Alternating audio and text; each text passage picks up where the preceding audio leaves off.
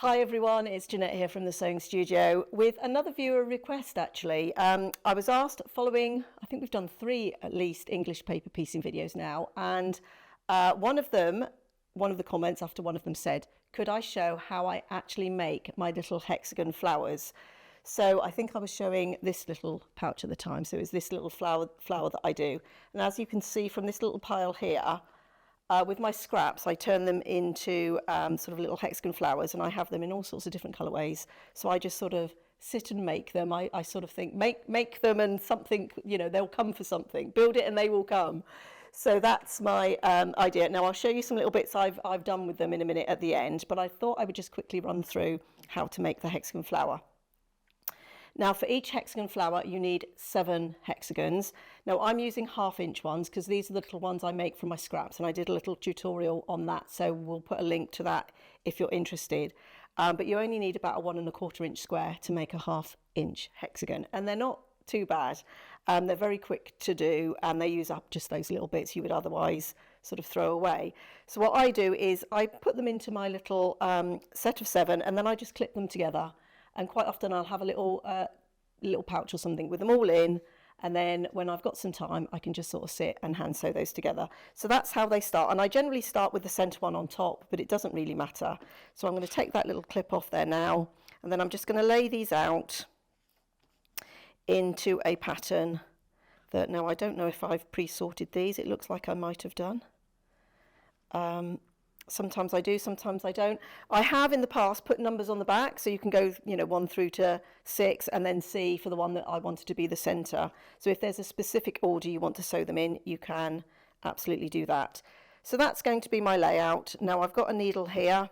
I talk about this in my English paper piecing video as well. And basically I've just got 1 strand of thread. Now I use a sew-all or a polyester thread for these because it's stronger.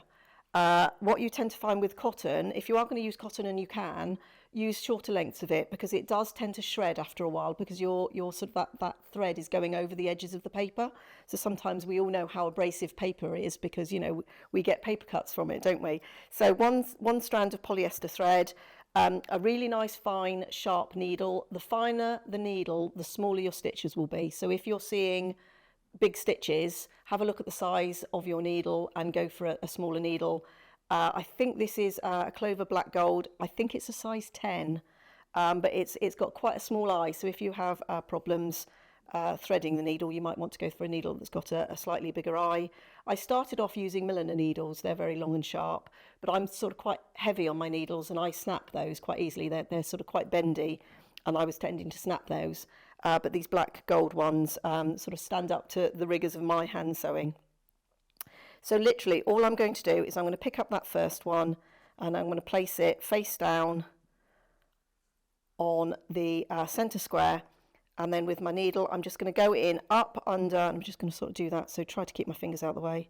So it goes in up under that fold, and I'm going to come out right on that corner, right on that edge, and then I'm just going to pull it through until the knot catches. And then I'm going to sew straight across, just catching the very edges of that other piece of fabric on this centre hexagon. And I'm just going to do 1 stitch, and then I'm going to come back and go through both edges again, and I'm going to do a knot. Now the knot I do is called a square knot. You can just loop it round and go, but I take one side of the thread and go in one direction, and the other side of the thread has naturally gone in the other direction there. And then it forms a figure of 8, and then that makes a knot. So I'm just going to hold them, and then I sort of use my thumb and my finger as a shelf for that needle to just slide along. Now I sew a bit strangely, I've been told, in that I go away from myself. A lot of people will sew towards themselves, but I sew away. It doesn't matter. You know, we sew how we sew. So all I'm going to do now is just make stitches, and I'm just catching the very edges, and I'm going in a straight line. You don't want to be travelling on an angle, because you'll also have lots of extra thread and you'll see your stitches. So you want to make the smallest stitch as possible. So travel your needle in a straight line, straight across, because that is the most direct route. And it will mean that your stitch should be almost invisible, if not invisible. So I'm just quickly going to stitch along this one side. Now the rule of thumb is 20 stitches for the inch. So if I've got 1/2 inch hexagons, that means that side is 1/2 inch. So in theory, 10 stitches should take me across from one edge to the other. Now I stitch very small, and I would say I probably stitch more like 28 stitches to the inch. Like I say, we stitch how we stitch, and it doesn't bother me. It takes me a little bit longer, but it's pretty fast. So I'm just going to keep going until I get to the edge there. And I sort of use my thumb and my finger to make sure, you sort of see there, I just sort of squish that fabric so that those two edges, and that's where my thumb is, so that my points are absolutely going to line up. It's almost, you know, I'm sort of easing the fabric as I go to make sure that I get a nice match point. Now I'm going to do that knot again. So one thread is going to go in one direction under the needle, and the back of the thread is going to go in the opposite direction. And then that gives me a little knot. So you can see there, that's the first one sewn on, and you can't see the stitches. So I'm now going to move to my next one, and I'm just going to put it in place. Now I just go around adding all the petals, so let me just stitch this one. And I tend to not, it's a bit of overkill on these little ones, to be honest, because it's not like they're going into a quilt and I'm going to have lots of stress on the seams. Quite often these will get appliqued onto something, but it's habit. It's habit, and it does mean that when I am doing something where it needs that extra hold, it's done. Can you see everything okay there? Trying to keep it still. It's a hard one to do, sewing standing up and keeping everything under so that the camera can see what I'm doing. But hopefully it's coming across well enough. Like I say, I have done a fuller video on how I use my scraps to do English paper piecing, and sort of a simple English paper piecing as part of my hand sewing techniques. I think we covered some of the stitches. This is a whip stitch or an over edge stitch I'm using. I will just, as I'm sewing, tell you a story, because I read the comments, and one lady said she got told off for whip stitching her English paper piecing pieces together and told she should use a ladder stitch. Well, I'm a rebel, I'm whip stitching, I've never used a ladder stitch on these. So there you go, and then the next one I would just carry on like that. So let me just attach that one, and then we'll fast forward, because I'm sure you don't want to see me hand sewing 6 petals. So I'll just do a couple of stitches, and then I'll leave the thread on there but take the needle off. So I would just keep going round, so you end up with a bit that they're all attached to the centre, but they're not attached to each other. So let me just set that one aside and bring in this one. Let's not lose those pieces. So you can see I've begun to start to sew these. So I go all the way around first, and then I connect the sides. So let me just grab my blue thread. And when it comes to the sides, you literally just fold them so that they match together. The beauty about using the papers is, of course, you can just fold them. And this is why you don't want to be using too thick a card in there. It needs to have enough that you can sort of crease it and work with it, and it's not fighting against you. So once again, I'm going to take my needle, come out right on that corner. And I always start from the outside edge and work in. I don't want all my loose tails of thread on the outside. And also, by doing it in this direction, I can make sure that it matches on the outside there. So I'm going to start with my knot again. And then I will just come back .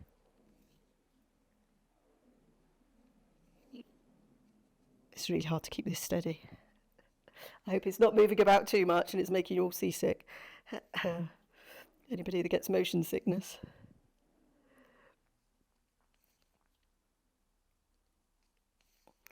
But you know, if I'm a bit tired and I can't sort of concentrate on anything where I have to focus too much, I just sort of get these out and do this, because it's a little bit mindless. Oh, I keep catching. Probably need a shorter bit of thread.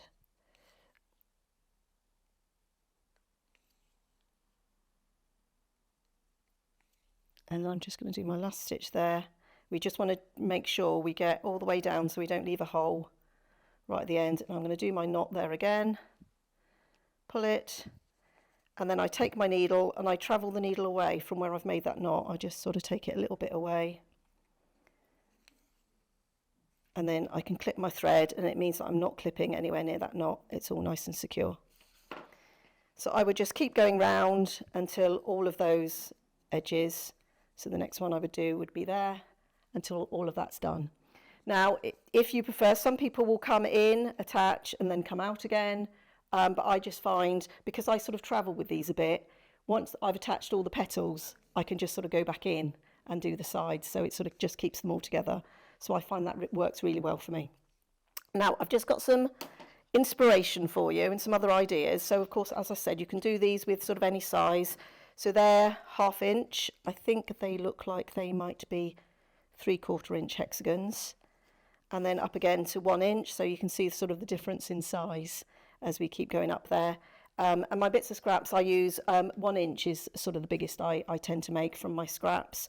And then I use them for all sorts of things, particularly these little ones.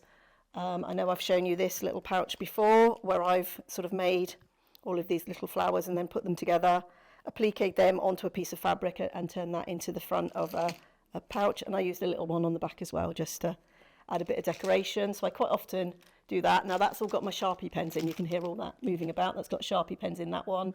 That's just a little one that I can put some of these in if I want to sort of travel with them. I've made little coasters with them before, where I just sort of applique them down onto a coaster. And also you can do like slow stitching. I've been using them on my slow stitching as well. So you can, you know, I've used them as card toppers and all sorts in the past as well.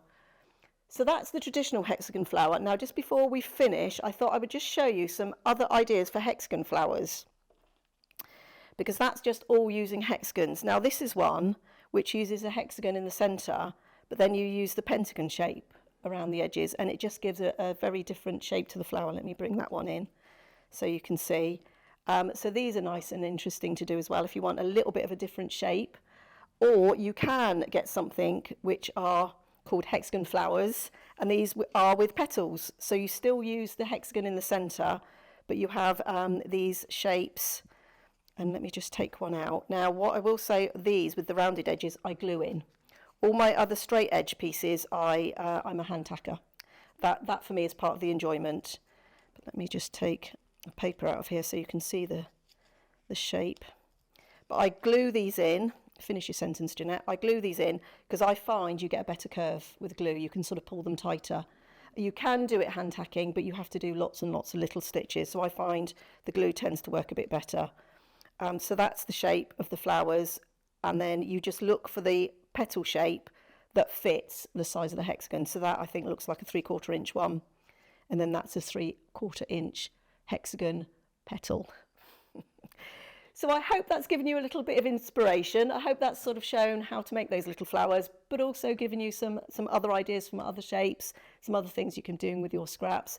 Like I say, I sort of sit there for ages playing about with fabrics, cutting shapes and making these. I don't know what this is going to get used for. I think these were the tail ends of these 2 bits of fabric, but something will come along at some point and I'll go, I've just got just the thing for that I need. So hope you've enjoyed that. If you do have any other queries or something else you would like to see, please do let me know. Do share your makes with us again on any of our social media platforms. We always like to have a look and see what you're doing. Share your photos with us is appreciated. So thank you very much, and I hope you'll join us again here next time in the sewing studio.